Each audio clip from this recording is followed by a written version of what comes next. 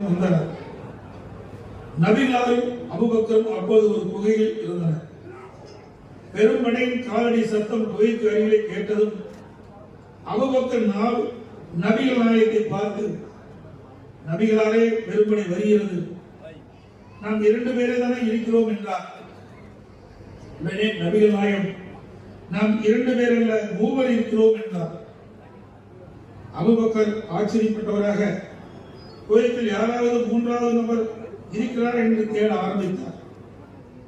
அதை கண்ட நபிகள் நாயகம், ஆண்டவன் நம்மோடு இருக்கின்றான், அவனையும் சேர்த்து நாம் 3 என்றார்கள். ஆண்டவனை துணையாக கொண்டவர்களை யாராலும் அழிக்க முடியுமா?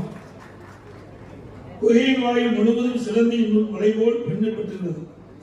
அழிக்க தேடி வந்த பெரும் படை குகைக்குள் சிலந்தி வழியை தாண்டி யாரும் செல்ல முடியாது என்று எண்ணி திரும்பி சென்று விட்டனர்.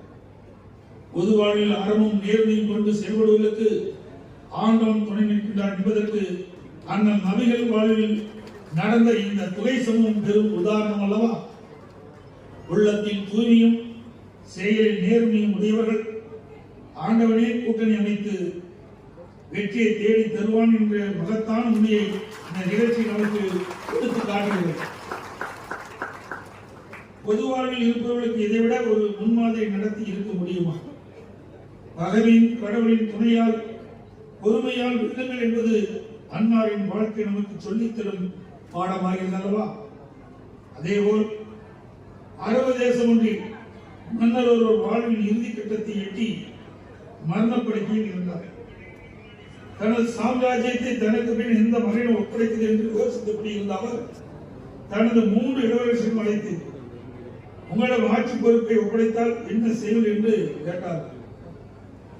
முதலாவது இளவரசர், அரசரே, என்னிடம் ஆட்சி அதிகாரம் வந்தால் எல்லா இடங்களிலும் தொழுகை கூடங்கள் கட்டுவேன், மக்கள் அனைவருக்கும் உரிய நேரத்தில் தொழுவதை உறுதி செய்வேன், அதை கண்காணிக்க காவலில் நியமிப்பேன், தொழுவதற்கு வராதவர்களை தண்டிப்பேன் என்றார். இரண்டாவது இளவரசர், அரசை, நான் மன்னராக முடிசூட்டிக் கொண்டால் வீட்டுக்கு வீடு பக்தி கூடங்களை அமைப்பேன், காலையில் இரவிலும் அந்த பக்தி கூடங்களில் கடவுளின் திருநாமத்தை ஓதச் செய்வேன், ஓதுகின்ற மந்திரங்களையும் இறை வேடல்களையும் நன்கு மனப்போடும் செய்வதற்கு பெரும் பரிசளிப்பேன் என்றார். மூன்றாவது இளவரசர், மன்னர் பெருமானே, நான் ஆட்சி அதிகாரம் பெற்றால் இறைவன் இந்த உலகை எப்படி படைத்திருப்பானோ அதை அப்படியே பாதுகாப்பேன், யாரையும் எதற்கும் கட்டாயப்படுத்த மாட்டேன், ஒவ்வொரு தனி மனிதன், ஆணோ பெண்ணோ குழந்தையோ யாராக இருந்தாலும்